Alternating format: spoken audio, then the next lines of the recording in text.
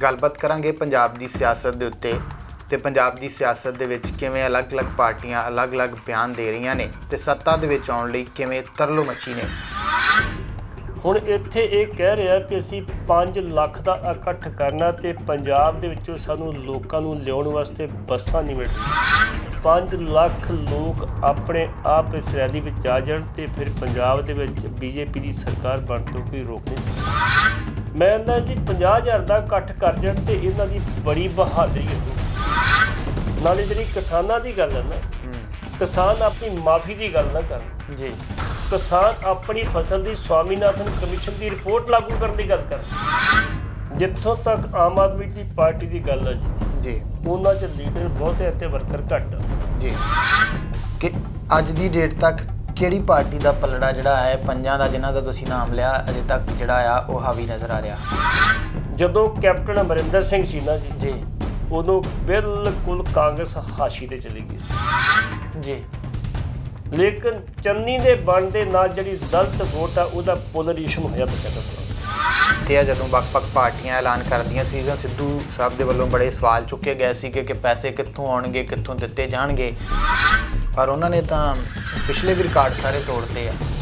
ਚਰਚਾ ਬੜੀ ਹੋਈ, ਸੁਨੀਲ ਜਾਖੜ ਹੋ ਗਿਆ, ਰਾਣਾ ਗੁਰਜੀਤ ਹੋਇਆ, ਫਿਰ ਟਰਾਂਸਪੋਰਟ ਮੰਤਰੀ ਰਾਜਾ ਵੜਿੰਗ ਹੋ ਗਿਆ। ਇਹਨਾਂ ਨੇ ਇਤਰਾਜ਼ ਕੀਤਾ ਵੀ ਇਹ ਮਾਮਲਾ ਸਾਡੇ ਜਿਹੜੇ ਆਉਣੇ ਚਾਹੀਦੇ ਆ ਬਕਾਇਦਾ ਤੌਰ 'ਤੇ ਚੋਣ ਮੈਨੀਫੈਸਟੋ ਦੇ ਵਿੱਚ। ਅਤੇ ਚੋਣ ਮੈਨੀਫੈਸਟੋ ਦਾ ਚੇਅਰਮੈਨ ਜਦੋਂ ਮੀਟਿੰਗ ਕਰਨ ਆਇਆ ਉਹਨੂੰ ਵਿਚਾਰੇ ਨੂੰ ਪੁੱਛਿਆ ਹੀ ਕਿਸੇ ਨੇ ਕਿੱਥੇ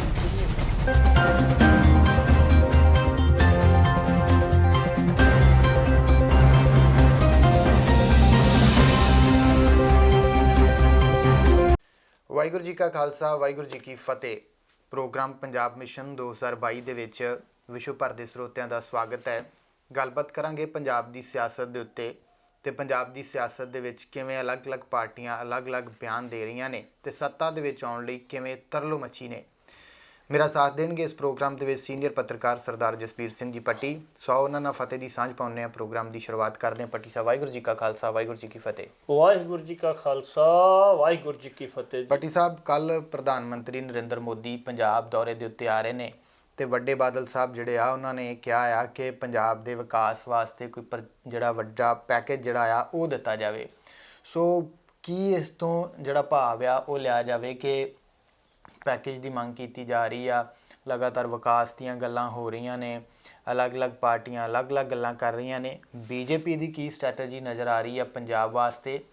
ਤੇ ਜਿਵੇਂ ਅਲੱਗ-ਅਲੱਗ ਪਾਰਟੀਆਂ ਦੇ ਬਹੁਤ ਸਾਰੇ ਚਿਹਰੇ ਜਿਹੜੇ ਬੀਜੇਪੀ ਸ਼ਾਮਲ ਹੋ ਸਕਦੇ ਆ, ਕੱਲ੍ਹ ਵੀ ਕੋਈ ਸੰਭਾਵਨਾ ਹੈਗੀ ਆ ਕਿ ਕੋਈ ਵੱਡਾ ਚਿਹਰਾ ਜਿਹੜਾ ਆ ਉਹ ਪ੍ਰਧਾਨ ਮੰਤਰੀ ਦੀ ਹਾਜ਼ਰੀ ਦੇ ਵਿੱਚ ਸ਼ਾਮਲ ਹੋ ਸਕਦਾ ਆ, ਜਾਂ ਤੁਹਾਡੇ ਕੋਲ ਕੀ ਖਬਰ ਆ?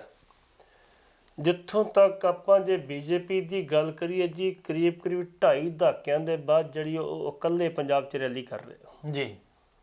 5 ਲੱਖ ਦਾ ਇਕੱਠ ਵੀ ਕਹਿੰਦੇ ਕਰਨਾ। ਜਿੱਥੇ ਪਹਿਲਾਂ ਇਹ ਅਕਾਲੀਆਂ ਨਾਲ ਮਿਲ ਕੇ ਕਰਦੇ ਸੀ ਤੇ ਨੰਬਰ ਅਕਾਲੀ ਲੈ ਜਾਂਦੇ ਸੀ, ਇਕੱਠ ਅਸੀਂ ਕੀਤਾ ਵਾ। ਹੁਣ ਇੱਥੇ ਇਹ ਕਹਿ ਰਿਹਾ ਕਿ ਅਸੀਂ 5 ਲੱਖ ਦਾ ਇਕੱਠ ਕਰਨਾ ਤੇ ਪੰਜਾਬ ਦੇ ਵਿੱਚੋਂ ਸਾਨੂੰ ਲੋਕਾਂ ਨੂੰ ਲਿਆਉਣ ਵਾਸਤੇ ਬੱਸਾਂ ਨਹੀਂ ਮਿਲ ਰਹੀਆਂ। ਦੂਸਰੇ ਸੂਬਿਆਂ ਤੋਂ ਬੱਸਾਂ ਮੰਗਵਾ ਰਹੇ ਆ, ਕੱਲੀਆਂ ਬੱਸਾਂ ਮੰਗਵਾ ਰਹੇ ਆ ਕਿ ਲੋਕ ਹੀ ਮੰਗਵਾ ਰਹੇ ਇਹ ਤੇ ਉਹਨਾਂ ਨੂੰ ਪਤਾ ਹੋਊਗਾ। ਮੈਂ ਇਹ ਗੱਲ ਕਹਿੰਦਾ ਵੀ ਜੇ ਬੱਸਾਂ ਦੀ ਬਜਾਏ 5 ਲੱਖ ਲੋਕ ਆਪਣੇ ਆਪ ਇਸ ਰੈਲੀ ਵਿੱਚ ਆ ਜਾਣ ਤੇ ਫਿਰ ਪੰਜਾਬ ਦੇ ਵਿੱਚ ਬੀਜੇਪੀ ਦੀ ਸਰਕਾਰ ਬਣ ਤੋਂ ਕੋਈ ਰੋਕ ਨਹੀਂ ਸਕਦਾ। ਪਰ ਤੁਹਾਨੂੰ ਲੱਗਦਾ ਹੈ ਕਿ ਇੰਨਾ ਵੱਡਾ ਇਕੱਠ ਜਿਹੜਾ ਪਿੰਡਾਂ 'ਚੋਂ ਲੋਕ ਚੱਲ ਕੇ ਆਉਣਗੇ? ਮੈਂ ਕਹਿੰਦਾ ਜੀ 50,000 ਦਾ ਇਕੱਠ ਕਰ ਜਾਣ ਤੇ ਇਹਨਾਂ ਦੀ ਬੜੀ ਬਹਾਦਰੀ ਹੋਊਗੀ। 50,000 ਦਾ ਇਕੱਠ ਵੀ 5 ਲੱਖ ਦੇ ਲੱਗਦਾ ਹੁੰਦਾ, ਇਸ ਕਰਕੇ 50,000 ਦਾ ਇਕੱਠ ਕਰ ਜਾਣ ਤੇ ਬਹੁਤ ਵੱਡੀ ਗੱਲ ਆ। ਉੱਤੋਂ ਮੌਸਮ ਦੀ ਖਰਾਬੀ ਆ, ਬਰਸਾਤ ਦਾ ਦਿਨ ਆ, ਠੰਡ ਕਾਫੀ ਆ, ਬਹੁਤ ਸਾਰੇ ਲੋਕਾਂ ਦੇ ਠੰਡ ਤੋਂ ਡਰਦਿਆਂ ਨਹੀਂ ਆਉਣਾ।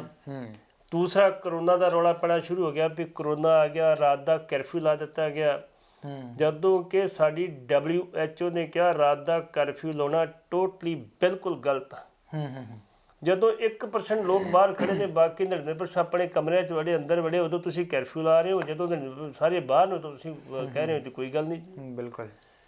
ਇਸ ਕਰਕੇ ਸਰਦਾਰ ਪ੍ਰਕਾਸ਼ ਸਿੰਘ ਬਾਦਲ, ਪਹਿਲੀ ਗੱਲ ਤੇ ਬਾਦਲ ਸਾਹਿਬ ਤੁਸੀਂ ਚੰਗਾ ਕੀਤਾ, ਤੁਹਾਨੂੰ ਯਾਦ ਆਇਆ ਪੰਜਾਬ ਦੀਆਂ ਮੰਗਾਂ ਬਾਰੇ ਜਦੋਂ ਤੁਸੀਂ ਇਹਨਾਂ ਨਾਲ ਆਪਣੇ ਸਾਂਝ ਭਿਆਲੀ ਸੀ ਬੀਜੇਪੀ ਦੇ ਨਾਲ, ਤੇ ਘੱਟੋ ਘੱਟ ਵੀ ਤੁਸੀਂ ਜਿਹੜਾ ਵਾ ਇਹਨਾਂ ਦੇ ਨਾਲ ਕੋਈ 15-16 ਸਾਲ ਰਹੇ ਹੋ। 15-16 ਸਾਲਾਂ 'ਚ ਨਹੀਂ ਚੇਤਾ ਆਇਆ ਤੇ ਕੋਈ ਗੱਲ ਨਹੀਂ, ਜੇ ਹੁਣ ਚੇਤਾ ਆ ਗਿਆ ਤੇ ਪ੍ਰਧਾਨ ਮੰਤਰੀ ਸਾਹਿਬ ਕੋਲ ਤੁਸੀਂ ਮੰਗ ਕੀਤੀ ਆ ਵੀ ਚੰਡੀਗੜ੍ਹ ਪੰਜਾਬ ਨੂੰ ਦੇਣ ਦੀ ਗੱਲ ਕੀਤੀ ਆ, ਬਕਾਇਦਾ ਤੌਰ ਤੇ ਤੁਸੀਂ ਇਹ ਗੱਲ ਕੀਤੀ ਆ ਵੀ ਸਾਨੂੰ ਪੰਜਾਬੀ ਬੋਲਦੇ ਇਲਾਕੇ ਦਿੱਤੇ ਜਾਣ, ਹੋਰ ਸਾਡੇ ਸਾਰੇ ਜਿਹੜੇ ਸਾਨੂੰ ਜਿਹੜਾ ਵਾ ਜੋ ਸਾਡੀਆਂ ਮੰਗਾਂ ਜਦੋਂ ਸੱਤਾ ਤੋਂ ਬਾਹਰ ਅਕਾਲੀ ਹੁੰਦੇ ਆ ਉਦੋਂ ਹੀ ਕਿਉਂ ਇਹਨਾਂ ਨੂੰ ਸਾਰਾ ਕੁਝ ਚੇਤਾ ਆਉਂਦਾ ਹੈ? ਮੈਂ ਤਾਂ ਵੀ ਤੇ ਕਿਹਾ ਜੀ ਚੰਗੀ ਗੱਲ ਚੇਤਾ ਆ ਗਿਆ ਤੇ ਜਦੋਂ ਸੱਤਾ ਦੇ ਕਾਬਜ ਹੁੰਦੇ ਉਦੋਂ ਅੱਖਾਂ ਦੇ ਤੇ ਦਿਮਾਗ ਤੇ ਚਰਬੀ ਚੜੀ ਹੁੰਦੀ ਆ, ਉਦੋਂ ਸਿਰਫ ਬਕਾਇਦਾ ਤੌਰ ਤੇ ਲੁੱਟਮਾਰ ਕਰਨ ਦੀ ਗੱਲ ਹੁੰਦੀ ਹੈ। ਤੁਹਾਨੂੰ ਪਤਾ ਹੋਏਗਾ ਵੀ ਕੱਲ ਜਦੋਂ ਰਾਜੇਵਾਲ ਸਾਹਿਬ ਨੂੰ ਪੁੱਛਿਆ ਗਿਆ ਵੀ ਕੈਪਟਨ ਬਾਰੇ ਤੁਸੀਂ ਕੀ ਸੋਚਦੇ ਜੇ, ਉਹਨਾਂ ਨੇ ਕਿਹਾ ਜੀ ਫੌਜੀ ਆ, ਅਖੜਾ, ਲੇਕਿਨ ਝੂਠਾ 1 ਨੰਬਰ ਦਾ। ਜਦੋਂ ਉਹਨਾਂ ਨੂੰ ਪੁੱਛਿਆ ਕਿ ਨਵਜੋਤ ਸਿੱਧੂ ਬਾਰੇ ਕੀ ਸੋਚਦੇ ਹੋ, ਉਹ ਕਹਿੰਦਾ ਬੈਡ ਲੈਂਗੁਏਜ ਬੋਲਣ ਵਾਲਾ ਬੰਦਾ ਵਾ, ਇਮਾਨਦਾਰ। ਫਿਰ ਪੁੱਛਿਆ ਗਿਆ ਸੁਖਬੀਰ ਸਿੰਘ ਬਾਦਲ ਬਾਰੇ ਸੋਚਦੇ ਹੋ, ਕਹਿੰਦਾ ਕਾਰਪੋਰੇਟ ਦਾ ਏਜੰਟ। ਕੇਜਰੀਵਾਲ ਬਾਰੇ ਵੀ ਉਹਨਾਂ ਇਹ ਗੱਲ ਕਹੀ, ਸਿਆਸਤ ਨੂੰ ਬਿਜ਼ਨਸ ਬਣਾਉਣ ਵਾਲਾ। ਬਿਲਕੁਲ ਸਿਆਸਤ ਨੂੰ ਬਿਜ਼ਨਸ ਬਣਾਉਣ ਵਾਲਾ। ਕੇਜਰੀਵਾਲ ਬਾਰੇ ਵੀ ਉਹਨਾਂ ਇਹੀ ਕਮੈਂਟ ਕੀਤਾ। ਭਗਵੰਤ ਮਾਨ ਬਾਰੇ ਕਿਹਾ ਨਾਚਾ ਟਾਈਪ ਬੰਦਾ ਵਾ, ਲੇਕਿਨ ਆਪਣੀ ਗੱਲ ਜਿਹੜੀ ਆ ਉਹ 4 ਲਫ਼ਜ਼ਾਂ 'ਚ ਕਹਿਣ ਦੀ ਹਿੰਮਤ ਰੱਖਦਾ, ਤਰੀਕਾ ਰੱਖਦਾ, ਸਲੀਕਾ ਰੱਖਦਾ ਤੇ ਇਮਾਨਦਾਰ। ਇਸ ਕਰਕੇ ਜਦੋਂ ਇਹ ਬੈਠੇ ਹੁੰਦੇ ਕੁਰਸੀਆਂ ਦੇ ਉੱਤੇ ਸੱਤਾ 'ਚ ਹੁੰਦੇ ਉਦੋਂ ਅੱਖਾਂ ਤੇ ਚਰਬੀ ਚਰੀ ਹੁੰਦੀ ਆ। ਹੁਣ ਵੇਖੋ ਨਾ, ਜਦੋਂ ਤੁਸੀਂ ਸੱਤਾ 'ਚ ਹੁੰਦੇ ਉਦੋਂ ਪੰਥ ਨੂੰ ਕੋਈ ਖਤਰਾ ਨਹੀਂ ਹੁੰਦਾ ਜੀ, ਘਟਨਾਵਾਂ ਉਦੋਂ ਹੀ ਵਾਪਰਦੀਆਂ, ਤੇ ਜਦੋਂ ਸੱਤਾ ਤੋਂ ਬਾਹਰ ਹੁੰਦੇ ਤੇ ਪੰਥ ਨੂੰ ਖਤਰਾ ਹੋ ਜਾਂਦਾ।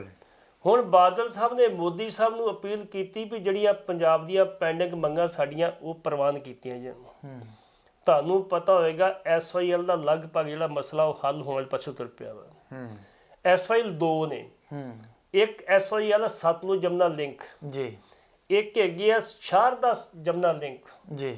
ਸ਼ਾਰਦਾ ਜਮਨਾ ਲਿੰਕ ਉਹ ਆ ਜਿਹੜੀ ਮਹਾਂਕਾਲੀ ਨਦੀ ਨੇਪਾਲ 'ਚੋਂ ਆਉਂਦੀ ਆ, ਉਹ ਇੰਡੀਆ 'ਚ ਐਂਟਰ ਕਰਦੀ ਆ ਤੇ ਉਹ ਮੁੜ ਕੇ ਸ਼ਾਰਦਾ ਬਣ ਜਾਂਦੀ। ਉਹ ਸ਼ਾਰਦਾ, ਸਰਯੂ, ਮਨਾਕਲੀ, ਫਿਰ ਰਾਮਨੰਦਾ, ਇਹ ਅਲਕਨੰਦਾ, ਇਹ ਸਾਰੀਆਂ ਜਿਹੜੀਆਂ ਨਦੀਆਂ ਜੋ ਮਿਲਦੀਆਂ ਨਾ, ਸੰਗਮ ਜਿੱਥੇ ਬਣਦਾ ਵਾ ਜੀ, ਟਨਕਪੁਰ ਵੇਖੇ ਉੱਥੇ। ਹੁਣ ਇਹਨਾਂ ਦੀ ਕੋਸ਼ਿਸ਼ ਆ ਵੀ ਉੱਥੋਂ ਇਹਨੂੰ ਸ਼ਾਰਦਾ ਜਿਹੜੀ ਨਹਿਰ ਕੱਢੀ ਜਾਵੇ ਜੀ, ਉਹ ਨਦੀ ਨੂੰ ਲਿਆ ਕੇ ਸ਼ਾਰਦਾ ਕਨਾਲ ਕੱਢੀ ਜਾਵੇ। ਉਹ ਕਨਾਲ ਦਾ 20% ਪਾਣੀ ਜਿਹੜਾ ਬਕਾਇਦਾ ਤੌਰ ਤੇ ਯੂਪੀ 'ਚ ਵਰਤਿਆ ਜਾਊਗਾ ਤੇ 80% ਹਰਿਆਣੇ 'ਚ ਆਊਗਾ ਜੀ। ਉਹ ਕੱਲੀ ਇੱਥੇ ਨਹੀਂ ਖਲੋਏਗੀ, ਜਿਹੜਾ ਬਾਕੀ ਦਾ ਪਾਣੀ ਲੈ ਕੇ ਉਹ ਰਾਜਸਥਾਨ ਜਾਏਗੀ। ਅੱਛਾ, ਰਾਜਸਥਾਨ ਦੇ ਵਿੱਚੋਂ ਸ਼ਾਰਦਾ ਰਾਜਸਥਾਨ ਲਿੰਕ ਬਣ ਜਾਏਗੀ, ਤੇ ਜਿਹੜੀ ਜਦੋਂ ਉਹ ਗੁਜਰਾਤ ਜਾਏਗੀ ਫਿਰ ਸਾਬਰਮਤੀ ਕਨਾਲ ਲਿੰਕ ਬਣ ਜਾਏਗੀ ਜੀ। ਇਸੇ ਕਰਕੇ ਜਦੋਂ ਉਹ ਨਹਿਰ ਆ ਗਈ, 80% ਪਾਣੀ ਮਿਲ ਗਿਆ, ਤੇ ਫਿਰ ਸਾਡਾ SYL ਦਾ ਜਿਹੜਾ ਸਿਸਟਮ ਆ ਜਿਹੜਾ ਇਹ ਹੈਗਾ ਉਹ ਖਤਮ ਹੋ ਜਾਏਗਾ, ਸਤਲੁਜ ਜਮਨਾ ਲਿੰਕ ਦਾ ਜੀ। ਉਮੀਦ ਹੈ ਵੀ ਕੱਲ ਪ੍ਰਧਾਨ ਮੰਤਰੀ ਸਾਹਿਬ ਦੇ ਸੰਕੇਤ ਦੇ ਜਾਣਗੇ ਜੀ ਵੀ ਉਹ ਪ੍ਰੋਜੈਕਟ ਜਿਹੜਾ 1980 ਦੇ ਵਿੱਚ ਬੀਬੀ ਇੰਦਰਾ ਨੇ ਸ਼ੁਰੂ ਕੀਤਾ ਸੀਗਾ, ਕਿਉਂਕਿ SYL ਇੱਕ ਵੱਡਾ ਰੌਲਾ ਪੰਜਾਬ ਵਾਸਤੇ ਕਿ ਪੰਜਾਬ ਦਾ ਪਾਣੀ ਬਾਹਰ ਨਹੀਂ ਜਾਣ ਦੇਣਾ, ਪੰਜਾਬੀ ਕਹਿੰਦੇ ਆ। ਬਿਲਕੁਲ ਜੀ, SYL ਜਿਹੜਾ ਬੀਬੀ ਇੰਦਰਾ ਨੇ ਸ਼ੁਰੂ ਕੀਤਾ ਸੀਗਾ, ਤੇ ਬੀਬੀ ਇੰਦਰਾ ਨੇ 1980 ਸ਼ੁਰੂ ਕੀਤਾ ਸੀ, ਲੇਕਿਨ ਉਹਨੇ ਇੱਕ ਸਰਵੇ ਕਰਾਇਆ ਸੀ ਸਾਰੇ ਨਦੀਆਂ ਦਾ ਜੀ। ਉਸ ਟਾਈਮ ਦੇ ਉੱਤੇ ਜਿਹੜੀ ਬੀਬੀ ਇੰਦਰਾ ਦੀ ਜਿਹੜੀ ਸੀ ਉਹ ਹਾਲਾਤ ਖਰਾਬ ਹੋ ਗਏ, ਉਹ ਚਲੀ ਗਈ ਦੁਨੀਆ ਤੋਂ, ਫਿਰ ਕਿਸੇ ਯਾਦ ਨਹੀਂ ਕੀਤਾ। ਸਨ 2000 ਦੇ ਵਿੱਚ ਜਦੋਂ SYL ਦੀ ਗੱਲ ਸਰਦਾਰ ਪ੍ਰਕਾਸ਼ ਸਿੰਘ ਬਾਦਲ ਨੇ ਸਟੇਜ ਤੋਂ ਕੀਤੀ ਸੀਗੀ ਜੀ, ਉਦੋਂ ਪ੍ਰਧਾਨ ਮੰਤਰੀ ਵਾਜਪਾਈ ਸਾਹਿਬ ਸਨ ਜੀ। ਉਹਨਾਂ ਨੇ ਬਕਾਇਦਾ ਤੌਰ ਤੇ ਕਿਹਾ ਸੀ ਕਿ ਅਸੀਂ ਟੈਂਟਾਂ ਹੀ ਨਿਬੇੜ ਦੇਣਾ, ਵੀ ਸਾਰੇ ਦਰਿਆ ਇੱਕ ਦੂਜੇ ਜੋੜ ਦੇਣੇ, ਜਿੱਥੇ ਪਾਣੀ ਦੀ ਲੋੜ ਉੱਥੇ ਪਾਣੀ ਦਿਆ ਕਰਾਂਗੇ ਅਸੀਂ ਜੀ। ਇਸੇ ਕਰਕੇ ਉਮੀਦ ਹੈ ਵੀ ਇਹ ਵੀ ਹੁਣ ਸਾਡਾ ਜਿਹੜਾ ਵਾ ਉਹ ਜਿਹੜੇ ਪ੍ਰਧਾਨ ਮੰਤਰੀ ਸਾਹਿਬ ਆਏ ਨੇ SYL ਦੇ ਉੱਤੇ ਵੀ ਕੋਈ ਆਪਣੀ ਗੱਲ ਕਰਕੇ ਮਸਲਾ ਨਿਬੇੜ ਦੇਣਗੇ ਵੀ ਅਸੀਂ ਹਰਿਆਣੇ ਨੂੰ ਪਾਣੀ ਸ਼ਾਰਦਾ ਜਮਨਾ ਲਿੰਕ ਚੋਂ ਦੇ ਕੇ ਤੇ ਇਹ ਟੈਂਟਾਂ ਨਿਬੇੜ ਰਹੇ ਹਾਂ ਜੀ। ਵੈਸੇ ਵੀ SYL ਬਣਨ ਦੀ ਕੋਈ ਸੰਭਾਵਨਾ ਨਹੀਂ, ਸੰਭਾਵਨਾ ਇਸ ਕਰਕੇ ਨਹੀਂ ਗਈ ਕਿਉਂਕਿ ਤੁਹਾਨੂੰ ਵੀ ਪਤਾ ਵੀ SYL ਜਿਹੜੀ ਆ ਬਹੁਤ ਜ਼ਿਆਦਾ ਹਿੱਸਾ ਪੂਰ ਦਿੱਤਾ ਗਿਆ ਵਾ ਜੀ ਜੀ।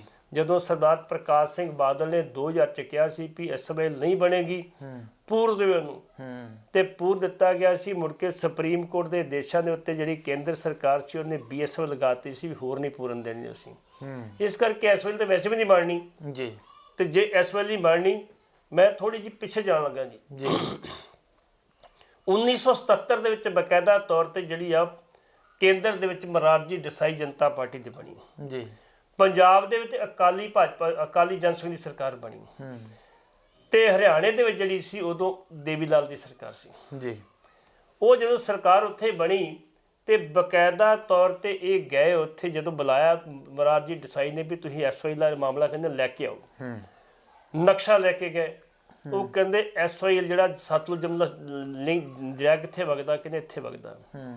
ਉਹਨੇ ਉਸੇ ਵੇਲੇ ਬਕਾਇਦਾ ਤੌਰ ਤੇ ਕਹਿਤਾ ਹਰਿਆਣੇ ਵਾਲੇ ਮੁੱਖ ਮੰਤਰੀ ਨੂੰ, ਭਾਜੀ ਤੁਹਾਡਾ ਤੇ ਹੱਕ ਹੀ ਕੋਈ ਨਹੀਂ ਬਣਦਾ ਇਹਦੇ 'ਚ, ਰਿਪੇਰੀਅਨ ਕਾਨੂੰਨ ਤੋਂ ਹੁੰਦਾ ਵੀ ਤੁਹਾਡੇ ਵਿੱਚੋਂ ਦਰਿਆ ਲੰਘਦਾ ਫਿਰ ਤਾਂ ਦੱਸਣ ਮਿਲਣਾ ਜੀ, ਹਰਿਆਣੇ ਦਾ ਲਿੰਕ ਹੀ ਕੋਈ ਨਹੀਂ ਉਹਦਾ ਹੈਗਾ।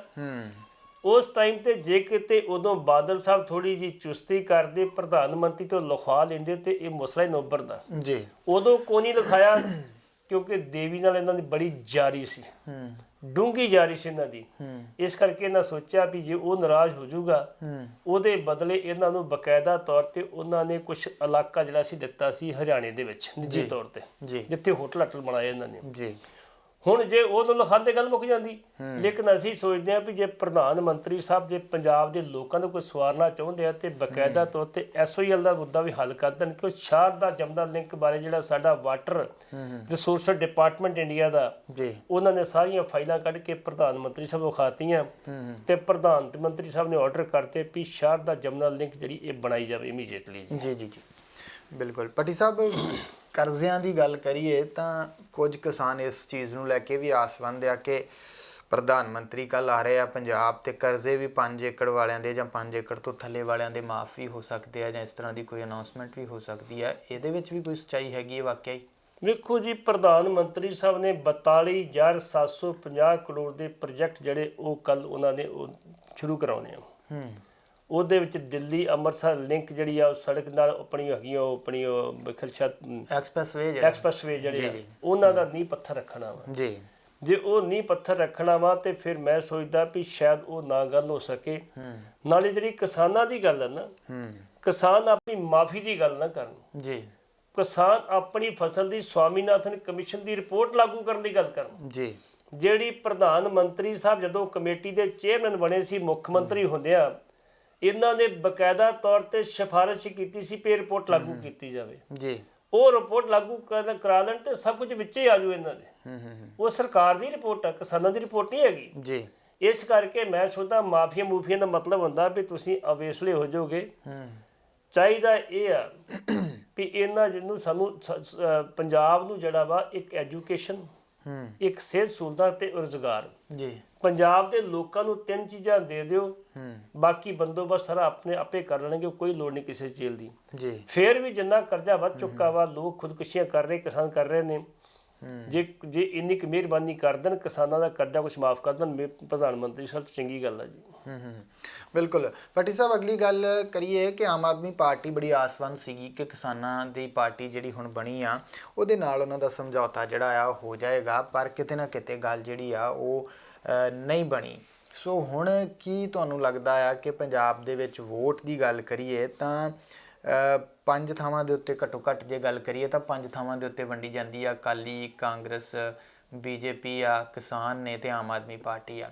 ਸੋ ਕਿਵੇਂ ਦਾ ਸਿਨੈਰੀਓ ਜਿਹੜਾ ਆ ਉਹ ਨਜ਼ਰ ਆ ਰਿਹਾ ਪੰਜਾਬ ਦੇ ਵਿੱਚ, ਤੇ ਜਿਹੜੀ ਇਹਨਾਂ ਦਾ ਇਹ ਆਪਸ ਦੇ ਵਿੱਚ ਗੱਲਬਾਤ ਟੁੱਟੀ ਆ, ਇਹ ਕੀ ਆਸ ਹੈਗੀ ਆ ਕਿ ਕੋਈ ਦਿਨਾਂ ਤੱਕ ਜਾਂ ਜਦੋਂ ਆ ਜਿਹੜਾ ਚੋਣ ਜਾਬਤਾ ਉਦੋਂ ਲੱਗਦਾ ਤਾਂ ਇਹ ਗੱਲ ਦੁਬਾਰਾ ਵੀ ਚੱਲ ਕੇ ਜਿਹੜੀ ਹੈ ਇਹਨਾਂ ਦੀ ਸਹਿਮਤੀ ਬਣ ਸਕਦੀ ਹੈ? ਜਿੱਥੋਂ ਤੱਕ ਆਮ ਆਦਮੀ ਦੀ ਪਾਰਟੀ ਦੀ ਗੱਲ ਹੈ ਜੀ, ਉਹਨਾਂ 'ਚ ਲੀਡਰ ਬਹੁਤੇ ਅਤੇ ਵਰਕਰ ਘੱਟ ਜੀ। ਜਿੱਥੋਂ ਪਿਛਲੀ ਵਾਰੀ ਮਾਰ ਖਾਧੀ ਤੇ ਜੇ ਐਤਕੀ ਮਾਰ ਖਾਧੀ ਇੱਥੋਂ ਖਾਣੀ। ਦੂਸਰੀ ਗੱਲ, ਇਹਨਾਂ ਦੀ ਕਿਸਾਨਾਂ ਨਾਲ ਗੱਲ ਨਹੀਂ ਸੀ ਚੱਲਦੀ, ਰਾਜੇਵਾਲ ਨਾਲ ਗੱਲ ਚੱਲਦੀ ਸੀ ਇਹਨਾਂ ਦੀ। ਉਹ ਸੋਚਦੇ ਸੀ ਰਾਜੇਵਾਲ ਲੀਡਰ ਆ, ਜੇ ਸਾਰੀਆਂ ਕਿਸਾਨ ਜਥੇਬੰਦੀਆਂ ਇਕਮੁੱਠ ਹੋ ਕੇ ਲੜਦੀਆਂ ਤੇ ਫਿਰ ਅਸੀਂ ਕੰਪਰੋਮਾਈਜ਼ ਕਰਕੇ ਇਲੈਕਸ਼ਨ ਲੜਾਂਗੇ ਤੇ ਫਿਰ ਸਰਕਾਰ ਬਣਾਂਗੇ ਤੇ ਫਿਰ ਬਣ ਵੀ ਸਕਦੀ ਸੀ, ਕੋਈ ਦੋ ਰਾਵਾਂ ਨਹੀਂ ਸੀਗੀਆਂ ਜੀ। ਲੇਕਿਨ ਜਦੋਂ ਆਮ ਆਦਮੀ ਪਾਰਟੀ ਨੇ ਇਹ ਗੱਲ ਵੇਖੀ ਵੀ ਇਹ ਆਪਸ ਵਿੱਚ ਪਾਟੇ ਫਿਰਦੇ ਆ, ਅੱਧੇ ਕੁੱਧਰ ਖਿੱਚੀ ਫਿਰਦੇ, ਅੱਧੇ ਕੁੱਧਰ ਖਿੱਚੀ ਫਿਰਦੇ, ਵੋਟਾਂ ਦਾ ਪਾਉਣੀਆਂ ਨਹੀਂ ਗਈਆਂ, ਉਹਨਾਂ ਆਪਣੇ 104 ਦੇ ਕਰੀਬ ਕੈਂਡੀਡੇਟ ਅਨਾਉਂਸ ਕਰ ਦਿੱਤੇ ਨੇ। ਪਰ ਭੱਟੀ ਸਾਹਿਬ, ਕਿਤੇ ਨਾ ਕਿਤੇ ਜਿਹੜੇ ਕਿਸਾਨ ਆਗੂ ਨੇ ਉਹ ਵੀ ਇਹ ਗੱਲ ਕਹਿ ਰਹੇ ਆ ਕਿ ਅਸੀਂ ਅਜੇ ਗੱਲਬਾਤ ਜਿਹੜੀ ਇਹਨਾਂ ਨਾਲ ਕਰ ਰਹੇ ਹਾਂ, ਇਹ ਲਗਾਤਾਰ ਕੈਂਡੀਡੇਟ ਅਨਾਉਂਸ ਕਰੀ ਜਾ ਰਹੇ, ਸਾਨੂੰ ਸੀਟਾਂ ਘੱਟ ਦੇ ਰਹੇ ਆ। ਨਹੀਂ, ਉਹ ਗੱਲ ਆ ਗਈ ਜੀ, ਰਾਜੇਵਾਲ ਸਾਹਿਬ ਦਾ ਬਿਆਨ ਆ ਗਿਆ ਵੀ ਹੁਣ ਮੁਸ਼ਕਿਲ ਆ। ਅਸੀਂ ਉਹਨਾਂ ਨੇ ਕਹਿ ਦਿੱਤਾ ਵੀ ਅਸੀਂ 60 ਦੇ ਕਰੀਬ ਆਪਣੀ ਨਿਸ਼ਾਨਦੇਹੀ ਕਰ ਲਈ ਜਿਹੜੇ ਉਮੀਦਵਾਰ ਆ ਜੀ, ਤੇ ਬਾਕੀ ਵੀ ਅਸੀਂ ਜਲਦੀ ਨਿਸ਼ਾਨਦੇਹੀ ਕਰਕੇ 117 ਸੀਟਾਂ ਤੇ ਲੜਾਂਗੇ। ਵੇਖੋ, ਇਹ 'ਚ ਕੋਈ ਸ਼ੱਕ ਵਾਲੀ ਗੱਲ ਨਹੀਂ ਜੀ। ਕਿਸਾਨਾਂ ਨੂੰ ਵੋਟ ਕਿਸਾਨੀ ਦੀ ਕੁਛ ਪੈ ਜਾਏਗੀ ਜੀ। ਕਿਉਂਕਿ ਇਸੇ ਮੰਚ ਤੇ ਆਪਾਂ ਸ਼ੁਰੂ ਜਦੋਂ ਗੱਲ ਕੀਤੀ ਸੀ ਉਦੋਂ ਕਿਹਾ ਸੀ ਬਕਾਇਦਾ ਤੌਰ ਤੇ ਵੀ ਇਹਨਾਂ ਕਿਸਾਨ ਜੇ ਇੱਕ ਪਾਰਟੀ ਬਣਾ ਕੇ ਇਲੈਕਸ਼ਨ ਲੜਨ ਤੇ ਪੰਜਾਬ 'ਚ ਸਰਕਾਰ ਉਹਨਾਂ ਦੀ। ਤੁਹਾਨੂੰ ਪਤਾ ਸੀ ਅਸਾਮ ਦੇ ਵਿੱਚ ਅਸਾਮ ਗਣ ਪ੍ਰੀਸ਼ਦ ਵਿਦਿਆਰਥੀ ਸਨ ਜੀ, ਪ੍ਰਫੁੱਲ ਕੁਮਾਰ ਮਹੰਤਾ ਜਿਹੜੇ 2 ਵਾਰੀ ਉੱਥੇ ਮੁੱਖ ਮੰਤਰੀ ਰਹੇ ਨੇ, ਵਿਦਿਆਰਥੀਆਂ ਨੇ ਆਪਣੀ ਇੱਕ ਨਾਲ ਸਰਕਾਰ ਬਣਾਈ ਸੀ ਉੱਥੇ। ਇੱਥੇ ਏਕਾ ਨਹੀਂ ਜੀ, ਇੱਥੇ 32 ਜਥੇਬੰਦੀਆਂ ਸੀ, ਬਣੀ ਦੀ ਲੱਕੜੀ ਇਕੱਠੀ ਹੋਈ ਹੈ, ਵੱਖ-ਵੱਖ ਵਿਚਾਰਧਾਰਾ ਦੇ ਲੋਕ ਸੀਗੇ, ਜਿਹਦੇ ਵਿੱਚੋਂ 22 ਜਥੇਬੰਦੀਆਂ ਦੀ ਮੀਟਿੰਗ ਹੋਈ ਤੇ ਬਾਕੀ ਜਥੇਬੰਦੀਆਂ ਬਾਈਕਾਟ ਕਰ ਗਈਆਂ ਵੀ ਅਸੀਂ ਇਲੈਕਸ਼ਨ ਨਹੀਂ ਲੜਨੀ ਜੀ। ਮਾਲਵੇ ਦੇ ਵਿੱਚ ਬਕਾਇਦਾ ਤੌਰ ਤੇ ਜਿਹੜੀ BKU ਜੀ ਉਗਰਾਹਾਂ ਵਾਲੇ ਜਿਹੜੇ ਉੱਥੇ ਪੈਰਲਲ ਸਰਕਾਰ ਚਲਾਉਂਦੇ ਆ ਮਾਲਵੇ ਦੇ ਵਿੱਚ, ਇੰਨੀ ਉਹਨਾਂ ਦੀ ਉੱਥੇ ਆਪਣੀ ਮਜ਼ਬੂਤੀ ਹੈਗੀ ਆ ਜੀ। ਤੇ ਜੇ ਉਹ ਸਾਥ ਛੱਡ ਗਏ ਵੀ ਨਹੀਂ ਵੀ ਅਸੀਂ ਇਲੈਕਸ਼ਨ ਨਹੀਂ ਲੜਨੀ ਤੇ ਨਾ ਅਸੀਂ ਸਾਥ ਦੇਣਾ ਤੇ ਫਿਰ ਵੋਟਾਂ ਕਿੱਥੋਂ ਪੈਣੀਆਂ ਜੀ? ਵੋਟਾਂ ਤੇ ਕਿਸਾਨਾਂ ਦੀ ਉਹੀ ਪੈਣੀਆਂ ਨਾ। ਹੁਣ ਜਿਹੜੇ ਕਾਂਗਰਸ ਦੇ ਕਿਸਾਨ ਜੁੜੇ ਉਹ ਕਾਂਗਰਸ ਨਾਲ ਚਲੇ ਗਏ, ਜਿਹੜੇ ਅਕਾਲੀਆਂ ਨਾਲ ਜੁੜੇ ਉਹ ਅਕਾਲੀਆਂ ਨਾਲ ਚਲੇ ਗਏ। ਅਜਮੇਰ ਸਿੰਘ ਲੱਖੋਵਾਲ ਜਿਹੜੇ ਹੈਗਾ ਉਹਨਾਂ ਵੀ ਕਹਿਤਾ ਵੀ ਅਸੀਂ ਇਲੈਕਸ਼ਨ ਨਹੀਂ ਲੜਨੀ ਬਿਲਕੁਲ, ਉਹਨਾਂ ਵੀ ਉਹ ਅਕਾਲੀਆਂ ਨਾਲ ਚਲੇ ਗਏ ਆਪਣੀ ਜੀ। ਇਸ ਕਰਕੇ ਉਹ ਵੱਖਰੇ ਚਲੇ ਗਏ ਤੇ ਜਿਹਦੇ ਕਰਕੇ ਕੇਜਰੀਵਾਲ ਨੂੰ ਸ਼ੱਕ ਇਸ ਗੱਲ ਦਾ ਸੀ ਵੀ ਕਿਸਾਨਾਂ ਦੇ ਪੱਲੇ ਕੱਖ ਪੈਣਾ ਨਹੀਂਗਾ, ਇਹਨਾਂ ਨੂੰ ਨਾਲ ਜੋੜ ਕੇ ਅਸੀਂ ਆਪਣਾ ਬੇੜਾ ਗਰਕ ਨਾ ਕਰੀਏ ਜੀ। ਐਤਕੀ ਉਹ ਪੂਰੇ ਆਸਵੰਦ ਆਮ ਆਦਮੀ ਪਾਰਟੀ ਵਾਲੇ ਵੀ ਸਾਡੀ ਸਰਕਾਰ ਐਤਕੀ ਪੱਕੀ ਬਣੀ ਉਹ ਘਰ ਆਪਣੀ ਸਰਕਾਰ ਬਣੇ ਬੈਠੇ ਆ। ਮੈਂ ਫਿਰ ਕਹਿ ਦਿਆਂ ਐਤਕੀ ਭੰਬਲ ਭੂਸਾ ਵਾ, ਇੱਕ ਆਮ ਆਦਮੀ ਪਾਰਟੀ, ਅਕਾਲੀ, ਕਾਂਗਰਸ, BJP ਦੇ ਅਲਾਈਅੰਸ ਜਿਹੜਾ 4 ਤੇ 5ਵੇਂ ਕਿਸਾਨ, 5 ਗਰੁੱਪ ਇਲੈਕਸ਼ਨ ਲੜਨਗੇ, ਕੁਛ ਨਾ ਕੁਛ ਵੋਟ ਖੜਨਗੇ। ਜਿਹੜਾ ਬੰਦਾ 25 30,000 35,000 ਵੋਟ ਲੈ ਗਿਆ ਉਹ ਐਤਕੀ ਜੇਤੂ ਕਰਾਰ ਦਿੱਤਾ ਜਾਊਗਾ ਜੀ, ਕਿ ਥੋੜੀਆਂ ਵੋਟਾਂ ਨੂੰ ਹੋ ਜਾਊਗਾ। ਤੇ ਜਿਹੜੀ ਕਾਂਗਰਸ ਦੇ ਕੋਲ ਅੱਜ ਵੀ 20% ਵੋਟ ਘਰੋਂ ਲੈ ਕੇ ਤੁਰਦੇ ਹੋ ਅੱਜ ਜੀ। ਪਰ ਸਾਹਿਬ ਵੈਸੇ ਮੈਂ ਇੱਕ ਗੱਲ ਕਰਾਂ ਕਿ ਅੱਜ ਦੀ ਡੇਟ ਤੱਕ ਕਿਹੜੀ ਪਾਰਟੀ ਦਾ ਪਲੜਾ ਜਿਹੜਾ ਹੈ ਪੰਜਾਂ ਦਾ ਜਿਨ੍ਹਾਂ ਦਾ ਤੁਸੀਂ ਨਾਮ ਲਿਆ ਅਜੇ ਤੱਕ ਜਿਹੜਾ ਆ ਉਹ ਹਾਵੀ ਨਜ਼ਰ ਆ ਰਿਹਾ? ਜਦੋਂ ਕੈਪਟਨ ਅਮਰਿੰਦਰ ਸਿੰਘ ਸੀ ਨਾ ਜੀ, ਉਦੋਂ ਬਿਲਕੁਲ ਕਾਂਗਰਸ ਹਾਸ਼ੀ ਤੇ ਚਲੀ ਗਈ ਸੀ ਜੀ। ਲੇਕਿਨ ਚੰਨੀ ਦੇ ਬਣ ਦੇ ਨਾਲ ਜਿਹੜੀ ਦਲਿਤ ਵੋਟ ਆ ਉਹਦਾ ਪੋਲਰਾਈਜੇਸ਼ਨ ਹੋਇਆ ਬਕਾਇਦਾ ਤੌਰ ਤੇ, ਉਹਦਾ ਧਰੁਵੀਕਰਨ ਹੋਇਆ ਜੀ। ਐਤਕੀ ਭਾਵੇਂ ਕਿਸੇ ਵੀ ਪਾਰਟੀ ਨਾਲ ਸੰਬੰਧ ਰੱਖਦਾ ਉਹ ਵੋਟ ਐਤਕੀ ਕਾਂਗਰਸ ਨੂੰ ਪੈਣੀ, ਸਿਰਫ ਚੰਨੀ ਨੂੰ ਪੈਣੀ ਜੀ। ਜਿਵੇਂ 2017 ਚ ਕੈਪਟਨ ਨੂੰ ਪਈ ਸੀ ਨਾ, ਐਤਕੀ ਉਹ ਚੰਨੀ ਨੂੰ ਪੈਣੀ ਹੈ ਜੀ। ਤੇ ਕਾਂਗਰਸ ਦੀ ਮਜਬੂਰੀ ਆ ਕਿ ਉਹਨੂੰ ਦੁਬਾਰਾ ਫਿਰ ਮੁੱਖ ਮੰਤਰੀ ਬਣਾਉਣ ਦੀ ਜੀ, ਕਿਉਂ ਇੱਕ ਤੇ ਬਾਕੀ ਸੂਬਿਆਂ 'ਚ ਵਰਤਿਆ ਜਾਊਗਾ, ਇੱਕ 2024 ਦੇ ਵਿੱਚ ਪਾਰਲੀਮੈਂਟ ਵਿੱਚ ਉਹਨੂੰ ਵਰਤਿਆ ਜਾਊ। ਵੇਖੋ ਜੀ ਅਸੀਂ ਪੰਜਾਬ ਦਾ ਇੱਕ ਦਲਿਤ ਮੁੱਖ ਮੰਤਰੀ ਬਣਾਇਆ ਤੇ ਦਲਿਤਾਂ 'ਚ ਏਕਾ ਬੜਾ ਹੁੰਦਾ ਜੀ, ਇਹਨਾਂ ਦੇ ਏਕਾ ਬੜਾ ਕੰਮ ਕਰਦਾ। ਇਸ ਕਰਕੇ ਅੱਜ ਦੀ ਡੇਟ ਦੇ ਵਿੱਚ ਵੀ ਜੇ ਆਪਾਂ ਐਵਰੇਜ ਕੱਢ ਲਈਏ ਤੇ ਜਿਹੜੀ ਪਹਿਲੇ ਨੰਬਰ ਤੇ ਕਾਂਗਰਸ ਜਾ ਰਹੀ ਹੈ, ਦੂਸਰੇ ਨੰਬਰ ਤੇ ਜਿਹੜਾ ਵਾ ਉਹ ਆਮ ਆਦਮੀ ਪਾਰਟੀ ਆ, ਬਾਕੀਆਂ ਦਾ ਜੇ ਕੋਈ ਨੰਬਰ ਨਹੀਂ ਹੈਗਾ ਕਿੱਥੇ ਆਪਾਂ ਕਹਿ ਲਈਏ ਆਪਾਂ ਨੂੰ। ਲੇਕਿਨ ਆਮ ਆਦਮੀ ਪਾਰਟੀ ਵਾਲੇ ਮਿਹਨਤ ਕਾਫੀ ਕਰ ਰਹੇ ਆ। ਚੰਡੀਗੜ੍ਹ ਦੇ 35 ਤੇ 14 ਸੀਟਾਂ ਮਿਲਣ ਕਰਕੇ ਜਿਹੜਾ ਸੀ ਉਹ ਕਾਫੀ ਜਿਹੜੇ ਉਹ ਉਤਸ਼ਾਹ ਚ ਆਸਵੰਦ ਹੈਗੇ ਨੇ ਜੀ ਜੀ। ਲੇਕਿਨ ਚੰਡੀਗੜ੍ਹ ਦੀ ਸਾਈਕੀ ਦਾ, ਉੱਥੋਂ ਦੇ ਲੋਕਾਂ ਦੇ ਵਿਚਾਰਾਂ ਦਾ ਇਹ ਬੜਾ ਫਰਕ ਆ।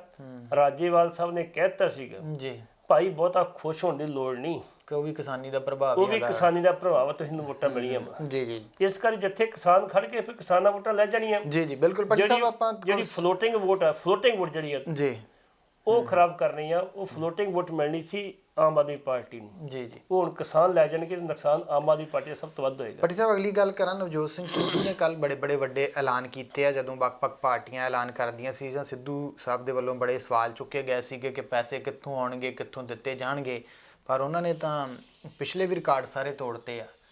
ਤੇ ਇੱਕ ਗੱਲ ਜਿਸ ਨੂੰ ਲੈ ਕੇ ਥੋੜੀ ਚਰਚਾ ਛਿੜੀ ਆ ਕਿ ਉਹਨਾਂ ਨੇ ਐਜੂਕੇਸ਼ਨ ਦੀ ਗੱਲ ਕੀਤੀ ਆ ਕਿ ਕੁੜੀਆਂ ਨੂੰ ਪੜ੍ਹਾਇਆ ਨਹੀਂ ਜਾਂਦਾ। ਉਸ ਚੀਜ਼ ਨੂੰ ਲੈ ਕੇ ਥੋੜਾ ਜਿਹਾ ਇੱਕ ਚੀਜ਼ ਜਿਹੜੀ ਨਜ਼ਰ ਆਈ ਆ ਕਿ +2 ਤੋਂ ਬਾਅਦ ਜੇ ਕਾਲਜ ਵੀ ਜਾਣਾ ਚਾਹਣ ਤਾਂ ਉਹਨਾਂ ਨੂੰ ਕੁਝ ਸਹੂਲਤਾਂ ਜਿਹੜੀਆਂ ਉਹ ਵੀ ਅਨਾਉਂਸ ਕੀਤੀਆਂ ਗਈਆਂ ਨੇ। ਤੁਸੀਂ ਕਿਵੇਂ ਦੇਖ ਰਹੇ ਹੋ ਕੱਲ੍ਹ ਦੇ ਐਲਾਨਾਂ ਨੂੰ? ਤੇ ਉਸ ਚੀਜ਼ ਤੋਂ ਆਮ ਆਦਮੀ ਪਾਰਟੀ ਦਾ ਖਾਸੀ ਔਖੀ ਨਜ਼ਰ ਆ ਰਹੀ ਆ ਤੇ ਆਪਣੇ ਵੀ ਬਹੁਤੇ ਖੁਸ਼ ਨਹੀਂ ਗਏ। ਵੇਖੋ ਅੱਜ ਸਾਡੇ ਸਮਾਜ ਦੇ ਵਿੱਚ ਪਹਿਲਾਂ ਕੁੜੀਆਂ ਨੂੰ ਕਿਹਾ ਜਾਂਦਾ ਸੀ ਵੀ ਠੀਕ ਆ, ਲੇਕਿਨ ਅੱਜ ਸਾਡਾ 70% ਸਮਾਜ ਇਹ ਸਮਝਣ ਲੱਗ ਪਿਆ ਵੀ ਕੁੜੀਆਂ ਤੇ ਮੁੰਡਿਆਂ 'ਚ ਬਹੁਤਾ ਫਰਕ ਨਹੀਂ ਜੀ। ਉਹਨਾਂ ਨੂੰ ਉਹੋ ਜਿਹੀਆਂ ਸਹੂਲਤਾਂ ਦਿੱਤੀਆਂ ਜਾਂਦੀਆਂ, ਉਹੋ ਜਿਹਾ ਵਿਵਹਾਰ ਕੀਤਾ ਜਾਂਦਾ ਮੁੰਡਿਆਂ ਵਾਲਾ। ਹੁਣ ਤੇ ਕੱਪੜੇ ਵੀ ਕੁੜੀਆਂ ਮੁੰਡਿਆਂ ਵਾਲੇ ਪਾਉਣ ਲੱਗ ਪਈਆਂ ਜੀ।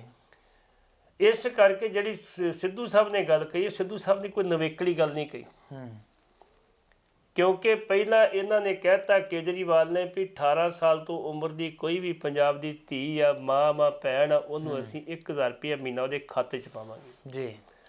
ਉਦੋਂ ਇਹਨਾਂ ਨੇ ਕਿਹਾ ਸੀ ਵੀ ਜੇ 1000 ਪਾਓਗੇ ਤੇ 1 ਕਰੋੜ ਤੇ 20 ਲੱਖ ਦੇ ਕਰੀਬ ਆਬਾਦੀ ਆ ਤੇ ਇਹ 12000 ਕਰੋੜ ਬਣਦਾ ਤੇ ਇਹ ਕਿੱਥੋਂ ਲੈ ਕੇ ਆਓਗੇ ਜੀ। ਸਿੱਧੂ ਸਾਹਿਬ ਨੇ ਟੌਂਟ ਕੀਤੀ ਸੀਗੀ। ਹੁਣ ਸਿੱਧੂ ਸਾਹਿਬ ਨੇ ਆਪ ਇੰਨੀ ਗੱਲ ਕਹਿਤੀ ਵੀ 2000 ਅਸੀਂ ਹਰ ਬੀਬੀ ਦੇ ਖਾਤੇ 'ਚ ਪਾਵਾਂਗੇ ਤੇ ਬਕਾਇਦਾ ਤੌਰ ਤੇ 8 ਸਿਲੰਡਰ ਫ੍ਰੀ ਦੇਵਾਂਗੇ। ਨਾਲ ਇਹ ਗੱਲ ਕਹਿਤੀ ਵੀ ਜਿਹੜੀ ਬੱਚੀ 5ਵੀਂ ਪਾਸ ਕਰਦੀ ਉਹਨੂੰ 5000, ਜਿਹੜੀ 10ਵੀਂ ਪਾਸ ਕਰਦੀ 15000, ਜਿਹੜੀ ਬਕਾਇਦਾ ਤੌਰ ਤੇ 12ਵੀਂ ਪਾਸ ਕਰਦੀ ਉਹਨੂੰ 20000 ਤੇ ਨਾਲ ਸਿਕਿਉਰਿਟੀ ਦੇਂਗੇ ਆਉਣ ਜਾਣ ਵਾਸਤੇ ਜੀ। ਕਿਉਂਕਿ ਉਹਨੂੰ ਇਹ ਮਵਾਲੀ ਜਿਹੜੇ ਖੜੇ ਹੁੰਦੇ ਉਹਨਾਂ ਤੋਂ ਬਚਾਅ ਹੋ ਸਕੇ ਉਹਦਾ। ਇਸ ਕਰਕੇ ਉਹਨਾਂ ਨੇ ਆਪਣੇ ਲੈਵਲ ਤੇ ਗੱਲ ਕੀਤੀ ਹੈ, ਲੇਕਿਨ ਉਹਦੀ ਚਰਚਾ ਬੜੀ ਹੋਈ। ਸੁਨੀਲ ਜਾਖੜ ਹੋ ਗਿਆ, ਰਾਣਾ ਗੁਰਜੀਤ ਹੋਇਆ, ਫਿਰ ਟਰਾਂਸਪੋਰਟ ਮੰਤਰੀ ਰਾਜਾ ਵੜਿੰਗ ਹੋ ਗਿਆ। ਇਹਨਾਂ ਨੇ ਇਤਰਾਜ਼ ਕੀਤਾ ਇੱਥੇ ਵੀ ਇਹ ਮਾਮਲਾ ਸਾਡੇ ਜਿਹੜੇ ਆਉਣੇ ਚਾਹੀਦੇ ਆ ਬਕਾਇਦਾ ਤੌਰ ਤੇ ਚੋਣ ਮੈਨੀਫੈਸਟੋ ਦੇ ਵਿੱਚ। ਤੇ ਚੋਣ ਮੈਨੀਫੈਸਟੋ ਦਾ ਚੇਅਰਮੈਨ ਜਦੋਂ ਮੀਟਿੰਗ ਕਰਨ ਆਇਆ ਉਦੋਂ ਵਿਚਾਰੇ ਨੇ ਪੁੱਛਿਆ ਹੀ ਕਿਸੇ ਨੇ ਕਿੱਥੇ ਕਿੱਥੇ ਨਹੀਂ ਹੈਗਾ। ਇਸ ਕਰਕੇ ਉਹਨਾਂ ਨੇ ਟਿੱਪਣੀ ਕੀਤੀ ਹੈ ਵੀ ਜੋ ਇਹ ਐਲਾਨ ਕਰ ਰਿਹਾ ਉਹ ਗਲਤ ਕਰ ਰਿਹਾ। ਜਿਹੜੀ ਸ਼ਰਾਬ ਦੀ ਗੱਲ ਕੀਤੀ ਸਿੱਧੂ ਸਾਹਿਬ ਨੇ ਵੀ ਸ਼ਰਾਬ ਤੇ ਪੰਜਾਬ 'ਚ ਵਿਕਦੀ ਹੈ, ਉਹ ਨਹੀਂ ਕਹਿੰਦੇ ਅਸੀਂ ਵੇਚਣੀ ਸ਼ੁਰੂ ਕਰਾਂਗੇ ਜੀ। ਵਿਕਦੀ ਹੈ, ਸਿਰਫ ਉਹਨੂੰ ਡੀਸੈਂਟਰਲਾਈਜ਼ ਕਰਨ ਦੀ ਲੋੜ ਹੈਗੀ ਜੀ ਜੀ। ਉਹਨੂੰ ਸਰਕਾਰ ਦੇ ਕੋਲ ਲਿਆਉਣ ਦੀ ਲੋੜ ਹੈਗੀ ਹੈ। ਨਕਲੀ ਸ਼ਰਾਬ ਬਹੁਤ ਵਿਕਦੀ ਹੈ। ਜੇ ਉਹ ਸਰਕਾਰ ਆਪਣੇ ਲੈਵਲ ਤੇ ਆਪ ਆਂਧਰਾ ਪ੍ਰਦੇਸ਼ ਵਾਂਗੂ ਤੇਲੰਗਾਨਾ ਨੂੰ ਰੱਖ ਕੇ ਵੇਚੇਗੀ ਤੇ 50000 ਲੋਕਾਂ ਨੂੰ ਸਿੱਧੇ ਰੂਪ 'ਚ ਰੁਜ਼ਗਾਰ ਮਿਲੇਗਾ। ਸ਼ਰਾਬ ਲੋਕਾਂ ਨੂੰ ਸਸਤੀ ਮਿਲੇਗੀ, ਅਸਲੀ ਮਿਲੇਗੀ। ਇਸ ਕਰਕੇ ਉਹਨਾਂ ਤੇ ਟਿੱਪਣੀ ਜ਼ਰੂਰ ਹੋ ਰਹੀ ਹੈ। ਲੇਕਿਨ ਭਾਈ ਇੱਕ ਗੱਲ ਮੈਂ ਕਹਿ ਦਿਆਂ, ਤੁਹਾਨੂੰ ਇਸ ਗੱਲ ਦਾ ਪਤਾ ਹੋਵੇ, ਮੈਂ ਕਹਤਾ ਵੀ ਸਿੱਧੂ ਸਾਹਿਬ ਨੇ ਕੋਈ ਨਵੇਕਲੀ ਗੱਲ ਨਹੀਂ ਕੀਤੀ ਜੀ। ਯੂਪੀ ਦੇ ਵਿੱਚ ਇਹੀ ਅਨਾਉਂਸਮੈਂਟ ਬਕਾਇਦਾ ਤੌਰ ਤੇ ਪ੍ਰਿੰਕਾ ਗਾਂਧੀ ਕਰ ਰਹੀ ਆ ਜੀ। ਉਹਦੇ ਪੈਟਰਨ ਤੇ ਸਿੱਧੂ ਸਾਹਿਬ ਨੇ ਕੀਤੀ ਆ ਵੀ ਅਸੀਂ ਇਹ ਕੁਝ ਦੇਵਾਂਗੇ। ਕਹਿੰਦੇ ਕਿੱਥੋਂ ਦੇਵਾਂਗੇ? ਅੱਜ ਦੀ ਡੇਟ ਦੇ ਵਿੱਚ ਬਕਾਇਦਾ ਤੌਰ ਤੇ ਜੇ ਆਪਾਂ ਇੱਕ ਐਵਰੇਜ ਕੱਢ ਲਈਏ ਤੇ ਜਿੰਨੇ ਵੀ ਕ੍ਰੈਸ਼ਰ ਚੱਲਦੇ ਆ ਨਾ ਜੀ, ਉਹ ਤੋਂ 1 ਲੱਖ ਟਰੱਕ ਡੇਲੀ ਨਿਕਲਦਾ ਵਾ ਜੀ ਬਜਰੀ ਦਾ, ਤੇ 6000 ਰੁਪਇਆ ਉਹਨਾਂ ਕੋਲ ਗੁੰਡਾ ਟੈਕਸ ਲੈ ਜਾਂਦਾ ਵਾ ਜੀ। ਸਾਲ ਦਾ ਕਰ ਲਈਏ ਤੇ ਉਹ 21,600 ਕਰੋੜ ਬਣਦਾ। ਜੇ ਆਪਾਂ ਕਰ ਲਈਏ ਤੇ ਇੱਕ ਟਰੱਕ ਦੇ ਪਿੱਛੇ 3 ਰੇਤ ਦੇ ਟਰੱਕ ਨਿਕਲਦੇ ਆ ਜੀ, ਉਹਨਾਂ ਕੋਲ 3000 ਲਿਆ ਜਾਂਦਾ ਵਾ, ਉਹ 43,600 ਕਰੋੜ ਸਾਲ ਦਾ ਬਣਦਾ ਵਾ ਜੀ। ਜੇ ਅਸੀਂ ਸ਼ਰਾਬ ਦੀ ਗੱਲ ਕੀ, ਜੋ ਸਿੱਧੂ ਸਾਹਿਬ ਕਹਿੰਦੇ ਆ 25000 ਕਰੋੜ ਰੁਪਏ ਅਸੀਂ ਕਮਾ ਸਕਦੇ ਹਾਂ। ਸਾਨੂੰ 5000 ਆਉਂਦਾ, 25 ਕਮਾ ਸਕਦੇ ਹਾਂ ਅਸੀਂ ਕਹਿੰਦੇ ਛੱਡ ਦਿਓ, ਤੁਸੀਂ 10000 ਕਮਾ ਲਓ ਜੀ, ਬਾਕੀ ਖਰਚੇ ਪਾ ਦਿਓ। ਟਰਾਂਸਪੋਰਟ ਜੇ ਸਟੇਟ ਐਸਟੀ ਹੋਵੇ, ਜਿੱਥੇ ਗੁਜਰਾਤ ਦੇ ਵਿੱਚ ਆ ਸਟੇਟ ਟਰਾਂਸਪੋਰਟ ਆ, ਉਹ ਹੋਵੇ ਤੇ ਉਹਦੇ ਵਿੱਚ ਵੀ 15000 ਕਮਾਇਆ ਜਾ ਸਕਦਾ। ਤੇ 1 ਲੱਖ ਕਰੋੜ ਰੁਪਈਆ ਸਾਡਾ ਜਿਹੜਾ ਇਸ ਵੇਲੇ ਪੋਲੀਟੀਸ਼ੀਅਨ ਸਾਲ ਦਾ ਜਾ ਰਿਹਾ, ਨਜਿਬਾ ਜਾ ਰਿਹਾ ਇਹਨਾਂ ਦਾ। ਜੇ ਉਹਨੂੰ ਅਸੀਂ ਸੈਂਟਰਲਾਈਜ਼ ਕਰ ਲਈਏ ਜੀ ਤੇ ਮੇਰੇ ਖਿਆਲ ਸਿੱਧੂ ਸਾਹਿਬ ਜੋ ਕਹਿੰਦੇ ਉਹ ਠੀਕ ਹੋ ਸਕਦਾ ਸਭ ਕੁਝ। ਲੇਕਿਨ ਉਹਨਾਂ ਨੇ ਆਪਣੇ ਕੋਲੋਂ ਨਹੀਂ। ਜੇ ਪ੍ਰਿੰਕਾ ਗਾਂਧੀ ਜਨਰਲ ਸੈਕਟਰੀ ਹੈਗੀ ਆ, ਉਹਨੇ ਉੱਥੇ ਐਲਾਨ ਕੀਤਾ ਤੇ ਜੇ ਇਹਨਾਂ ਇੱਥੇ ਕਰਤਾ ਤੇ ਕੋਈ ਏਡੀ ਆਫਤ ਨਹੀਂ ਆ ਗਈ। ਦੇਣਾ ਕਿਹਨੇ ਪੰਜਾਬੀ 'ਚ ਆ ਜੀ, ਸਾਰੇ ਤਾਂ ਚੋਰ ਬੈਠੇ ਆ। 1997 ਦੀ ਜੋ ਚੋਣਾਂ ਹੋਈਆਂ ਜੀ, ਅੰਮ੍ਰਿਤਸਰ ਦੇ ਵਿੱਚ ਜਨਵਰੀ ਦਾ ਮਹੀਨਾ ਸੀ 97 ਦਾ ਜੀ, ਮਾਰਚ 'ਚ ਚੋਣਾਂ ਹੁੰਦੀਆਂ। ਬਾਦਲ ਸਾਹਿਬ ਬੋਲ ਰਹੇ ਸੀ ਤੇ ਬੀਬੀ ਭੱਠਲ ਤੋਂ ਥੋੜੇ ਸਮੇਂ ਵਾਸਤੇ ਮੁੱਖ ਮੰਤਰੀ ਬਣੀ ਸੀ ਜੀ। ਮੈਂ ਉਹ ਗੱਲ ਕਹਿਣੀ ਨਹੀਂ ਚਾਹੁੰਦਾ ਜਿਹੜੀ ਮੈਂ ਕਹੀ ਸੀ, ਉਹ ਬੀਬੀਆਂ ਦੇ ਖਿਲਾਫ ਜਾਂਦੀ ਹੈ, ਬੀਬੀਆਂ ਦੇ ਕਿਰਦਾਰ ਦੇ ਖਿਲਾਫ ਜਾਂਦੀ ਹੈ ਜੀ। ਇਹਨਾਂ ਨੇ ਕਿਹਾ ਸੀ ਵੀ ਅਵਾਰਾ ਗਾਂ ਤੁਰੀ ਫਿਰਦੀ ਹੈ। ਦੂਸਰਾ ਇਹਨਾਂ ਕਿਹਾ ਸੀ ਵੀ ਅਸੀਂ ਤੁਹਾਨੂੰ ਮਹਾਰਾਜਾ ਰਣਜੀਤ ਸਿੰਘ ਦੇ ਰਾਜ ਦਾ ਵਰਗਾ ਰਾਜ ਦਿਆਂਗੇ, ਸਾਡੀ ਸਰਕਾਰ ਬਣੂਗੀ ਤੇ ਜੀ, ਆਦਰਸ਼ ਰਾਜ ਦਿਆਂਗੇ ਤੁਹਾਨੂੰ ਅਸੀਂ। ਆਂਦਾ ਅੱਜ ਤੇ ਹਾਲਾਤ ਇਹ ਆ ਵੀ ਮਹਾਰਾਜਾ ਰਣਜੀਤ ਸਿੰਘ ਦੇ ਰਾਜ 'ਚ ਕਹਿੰਦੇ ਸੀ ਵੀ ਕੁੱਤੇ ਦੇ ਗਲ 'ਚ ਕੈਂਠਾ ਪਾ ਕੇ ਸਾਰੇ ਸ਼ਹਿਰ 'ਚ ਭੇਜ ਦਿਓ, ਤੇ ਕੋਈ ਕੈਂਠਾ ਨਹੀਂ ਸੀ ਲਾਉਂਦਾ ਜੀ। ਕਹਿੰਦਾ ਅੱਜ ਇੱਥੇ ਹੁਣ ਤੁਸੀਂ ਕੁੱਤੇ ਦੇ ਗਲ ਕੈਂਠਾ ਪਾ ਕੇ ਭੇਜੋ ਤੇ ਬੀਬੀ ਭੱਠਲ ਨੇ ਲਾ ਲੈਣਾ। ਮਤਲਬ ਮੈਂ ਸੋਚਦਾ ਵੀ ਉਹ ਗਲਤ ਗੱਲ ਸੀ ਉਹਨਾਂ ਦੀ, ਲੇਕਿਨ ਪੋਲੀਟੀਸ਼ੀਅਨ ਨਹੀਂ ਕਰਦੇ। ਲੇਕਿਨ ਇਹ ਜਿਹੜੀ ਸਿੱਧੂ ਸਾਹਿਬ ਨੇ ਗੱਲ ਕਹੀ ਆ ਜੀ, ਉਹ ਕੋਈ ਨਵੇਕਲੀ ਨਹੀਂ ਕਹੀ। ਸਾਰੇ ਇਹੋ ਜਿਹੇ ਐਲਾਨ ਕਰਦੇ ਆ, ਲੇਕਿਨ ਉਹਨਾਂ ਦੀ ਪਾਰਟੀ ਵੱਲੋਂ ਇਤਰਾਜ਼ ਕੀਤਾ ਵੀ ਜੇ ਅਸੀਂ ਦੂਜਿਆਂ ਤੇ ਇਤਰਾਜ਼ ਕਰਦੇ ਫਿਰ ਅਸੀਂ ਕਿਉਂ ਕਰ ਰਹੇ ਹਾਂ ਜੀ। ਬਿਲਕੁਲ ਭੱਟੀ ਸਾਹਿਬ, ਅਗਲੀ ਗੱਲ ਕਰੀਏ। ਇੱਕ ਇਹਨਾਂ ਨੇ ਪ੍ਰੋਗਰਾਮ ਜਿਹੜਾ ਮੰਜੀ ਸਾਹਿਬ ਦੀਵਾਨ ਹਾਲ ਦੇ ਵਿੱਚ ਅਕਾਲੀਆਂ ਦੁਆਰਾ ਕੀਤਾ ਗਿਆ, ਉਹਦੇ ਵਿੱਚ ਜਥੇਦਾਰ ਅਕਾਲ ਤਖਤ ਨੇ ਕਾਫੀ ਗੱਲਾਂ ਜਿਹੜੀਆਂ ਉਹ ਕੀਤੀਆਂ। ਆਪਣੇ ਕੋਲ ਸਮਾਂ 2-2.5 ਮਿੰਟ ਦਾ ਹੀ ਆ, ਥੋੜ੍ਹੇ ਸਮੇਂ ਦੇ ਵਿੱਚ ਜਿਹੜਾ ਆ ਉਹ ਜ਼ਰੂਰ ਇਹਦੇ ਉੱਤੇ ਵੀ ਚਾਨਣਾ ਪਾਓ। ਜਥੇਦਾਰ ਸਾਹਿਬ ਨੇ ਅਕਾਲੀ ਦਲ ਦੀ ਫਿਰ ਜਿਹੜੀ ਆ ਉਹਦੇ ਲੋਕਾਂ ਨੂੰ ਇੱਕ ਵਾਰ ਫਿਰ ਉਹਦੇ ਨਾਲ ਜੁੜਨ ਦੀ, ਸ਼੍ਰੋਮਣੀ ਕਮੇਟੀ ਦੇ ਨਾਲ ਜੁੜਨ ਦੀ ਗੱਲ ਜਿਹੜੀ ਆ ਉਹ ਕੀਤੀ ਆ। ਸੋ ਇਹਦੇ ਉੱਤੇ ਮੈਂ ਚਾਹੂੰਗਾ ਕਿ ਸਮਾਂ 2 ਮਿੰਟ ਦੇ ਵਿੱਚ ਤੁਸੀਂ ਜਿਹੜੀ ਆਪਣੀ ਗੱਲ ਕਲੀਅਰ ਕਰੋ। ਪਤਾ ਨਹੀਂ, ਮੈਨੂੰ ਇਹ ਨਹੀਂ ਸਮਝ ਆਉਂਦੀ, ਅੱਜ ਤੁਸੀਂ ਸਾਨੂੰ ਹਵਾਲਾ ਦਿੰਦੇ ਹੋ 18ਵੀਂ ਸਦੀ ਦਾ ਜੀ, ਜਦੋਂ ਸਾਡੇ ਮਕਾਨ ਕੱਚੇ ਸੀ, ਗੁਰਦੁਆਰੇ ਕੱਚੇ ਸੀ, ਲੇਕਿਨ ਸਿੱਖ ਪੱਕੇ ਸੀਗੇ। ਅੱਜ ਸਾਡੇ ਘਰ ਵੀ ਪੱਕੇ ਬਣ ਗਏ, ਗੁਰਦੁਆਰੇ ਪੱਕੇ ਬਣ ਗਏ, ਸਿੱਖ ਕੱਚੇ ਹੋ ਗਏ। ਅੱਜ ਕਿਹਨਾਂ ਨੂੰ ਸੰਬੋਧਨ ਕਰਦੇ ਤੁਸੀਂ ਜੀ? ਉੱਥੇ ਜਦੋਂ ਬੰਦੇ ਬੈਠੇ ਵੇਖੇ, ਬੋਦਿਆਂ ਨੂੰ ਉੱਚੇ ਉੱਚੇ ਲਾਏ ਸੀ ਉਹਨਾਂ ਨੇ, ਆਪਣੀਆਂ ਜਿਹੜੀਆਂ ਉਹਦੇ ਜਿੱਲ ਜਲਾ ਕੇ ਤੇ ਤਾਂ ਕੇ ਬੈਠੇ ਜੀ, ਇਹ ਜਥੇਦਾਰ ਹੁੰਦੇ ਆ, ਉਹਨਾਂ ਨੂੰ ਸੰਬੋਧਨ ਕਰਦੇ ਹੋ। ਤੁਸੀਂ ਇਹ ਕਹਿੰਦੇ ਹੋ ਵੀ ਜਿਹੜੀ ਐਸਜੀਪੀਸੀ, ਸੱਚੀ ਗੱਲ ਉਹਦੇ ਮੂੰਹ ਨਿਕਲ ਗਈ, ਕਹਿੰਦਾ ਜੀ ਸ਼੍ਰੋਮਣੀ ਅਕਾਲੀ ਦਲ ਐਸਜੀਪੀਸੀ ਨੂੰ ਕੰਟਰੋਲ ਕਰਦਾ। ਬੇਸਿਕਲੀ ਉਲਟਾ, ਐਸਜੀਪੀਸੀ ਸ਼੍ਰੋਮਣੀ ਅਕਾਲੀ ਦਲ ਨੂੰ ਕੰਟਰੋਲ ਕਰਦੀ ਸੀ ਕਿਸੇ ਵੇਲੇ, ਲੇਕਿਨ ਅੱਜ ਜਥੇਦਾਰ ਸਿੰਘ ਠੀਕ ਕਿਹਾ, ਉਹਨਾਂ ਮਨਜਿੰਦਰ ਸਿੰਘ ਸਿਰਸੇ ਦੀ ਗੱਲ ਕੀਤੀ, ਇਹ ਵਿਭੀਸ਼ਣ ਸਾਬਤ ਹੋਇਆ ਵਾ। ਭਾਈ ਜੇ ਉਹ ਵਿਭੀਸ਼ਣ ਸਾਬਤ ਹੋਇਆ, ਸਾਨੂੰ ਰਾਵਣ ਵੀ ਦੱਸ ਦਿਓ, ਰਾਵਣ ਕੌਣ ਆ ਜਿਹਨੂੰ ਖਤਰਾ ਹੈ ਹੁਣ ਜੀ? ਤੁਸੀਂ ਰਾਮਚੰਦਰ ਬਣਾਤਾ ਮੋਦੀ ਨੂੰ, ਲੇਕਿਨ ਇਹ ਵੀ ਦੱਸ ਕੌਣ ਆ? ਤੁਸੀਂ ਇੰਨੀ ਗੱਲ ਕਹਿੰਦੇ ਹੋ ਜੀ। ਸਰਸਾ ਜਦੋਂ ਸ਼ਾਮਲ ਹੋਇਆ ਤੇ ਮੈਨੂੰ ਮਿਲਿਆ, ਮੇਰੀ ਗੱਲਬਾਤ ਹੋਈ ਤੇ ਮੈਂ ਉਹਨੂੰ ਕਿਹਾ ਵੀ ਚੰਗਾ ਤੂੰ ਚੱਲੇਗਾ ਤੇ ਕੋਈ ਗੱਲ ਨਹੀਂ, ਲੇਕਿਨ ਪੰਥਕ ਮਸਲੇ ਹੱਲ ਕਰਾ ਦੇ। ਜਥੇਦਾਰ ਜੀ ਉਹ ਆਪਣੀ ਖੱਲ ਬਚਾਉਣ ਵਾਸਤੇ ਉੱਥੇ ਗਿਆ ਵਾ। 7 ਮੁਕੱਦਮੇ ਦਰਜ ਸੀਗੇ, ਫੌਜਦਾਰੀ, ਇੱਕ ਵਾਰੀ ਜੇਲ੍ਹ ਚਲ ਜਾਂਦਾ, ਮੁੜ ਕੇ ਨਿਕਲ ਨਹੀਂ ਸੀ ਜਾਣਾ। ਆਪਣੀ ਖੱਲ ਬਚਾਉਣ ਗਿਆ, ਤੁਸੀਂ ਆਪਣੇ ਮੁਕੱਦਮਿਆਂ ਦੀ ਗੱਲ ਕਰਦੇ ਹੋ। ਅੱਜ ਜੇ ਕਿਤੇ ਮੋਦੀ ਸਾਹਿਬ ਕੱਲ ਵੀ ਇੰਨੀ ਗੱਲ ਕਹਿ ਦੇਣ ਕਿ ਸਿੱਖ ਇੱਕ ਵੱਖਰੀ ਕੌਮ ਤੇ ਸੰਵਿਧਾਨ ਸੋਧ ਕਰਕੇ 25 ਧਾਰਾ B ਅਸੀਂ ਜਿਹੜੀ ਉਹ ਖਤਮ ਕਰਾਂਗੇ, ਤੇ ਮੇਰੇ ਖਿਆਲ ਨਾਲ ਇਦੋਂ ਵੱਡੀ ਪ੍ਰਾਪਤੀ ਸਾਡੀ ਕੋਈ ਹੋ ਨਹੀਂ ਸਕਦੀ। ਅਸੀਂ ਤੇ ਕਹਾਂ ਮੋਦੀ ਜੀ ਜਾਓ ਜਾਓ ਤੁਸੀਂ ਪੰਜਾਬ ਜਾਓ, ਇਹੋ ਜਿਹੀ ਅਨਾਊਂਸਮੈਂਟ ਕਰੋ, ਤੁਸੀਂ ਉਸ ਪਾਸੇ ਨਹੀਂ ਅਸੀਂ ਆਉਂਦੇ। ਅੱਜ ਪੰਥ ਨੂੰ ਖਤਰਾ ਪੈਦਾ, ਕਿਹੜੇ ਪੰਥ ਦੀ ਗੱਲ ਕਰਦੇ ਹੋ? ਜਿਹਨਾਂ ਵਾਲੇ ਪੰਥ ਦੀ ਗੱਲ ਕਰਦੇ, ਕਿਹੜੇ ਪੰਥ ਦੀ ਗੱਲ ਕਰਦੇ ਮੈਨੂੰ ਦੱਸ ਦਿਓ ਤੁਸੀਂ। ਇਸ ਕਰਕੇ ਜਥੇਦਾਰ ਸਾਹਿਬ ਜਿਹੜੇ ਨੇ ਉਹ ਸੱਚ ਬੋਲ ਗਏ ਨੇ ਕਿ ਸ਼੍ਰੋਮਣੀ ਅਕਾਲੀ ਦਲ ਐਸਜੀਪੀਸੀ ਨੂੰ ਕੰਟਰੋਲ ਕਰ ਰਿਹਾ ਵਾ। ਜੇ ਵਿਭੀਸ਼ਣ ਤੁਸੀਂ ਕਹਿੰਦੇ ਹੋ, ਜਿਹੜਾ ਰਾਵਣ ਦਾ ਭਰਾ ਸੀਗਾ, ਘਰ ਦਾ ਭੇਦੀ ਲੰਕਾ ਢਾਵੇ ਤੇ ਸ਼ਬਦ ਵੀ ਯੂਜ਼ ਕੀਤੇ ਉੱਥੇ, ਤੇ ਫਿਰ ਰਾਵਣ ਤਾਂ ਆਪਾਂ ਇਹੀ ਕਹਾਂਗੇ ਵੀ ਸੁਖਬੀਰ ਸਿੰਘ ਬਾਦਲ ਜਿਹਨੂੰ ਤੁਸੀਂ ਮਰਵਾਉਣ ਦੀ ਚੱਲ ਬਣਾਈ ਫਿਰਦੇ ਜੀ।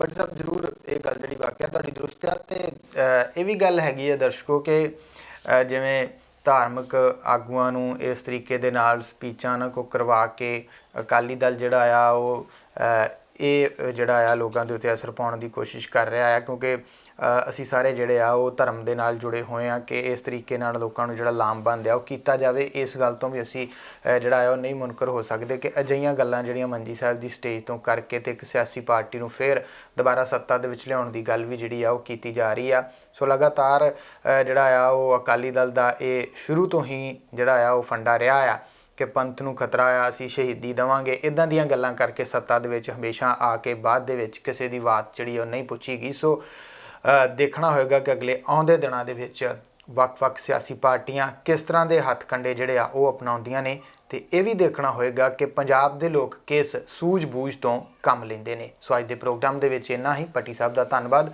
ਬੁਲਾਉਂਦੇ ਹਾਂ ਫਤਿਹ। ਵਾਹਿਗੁਰੂ ਜੀ ਕਾ ਖਾਲਸਾ, ਵਾਹਿਗੁਰੂ ਜੀ ਕੀ ਫਤਿਹ।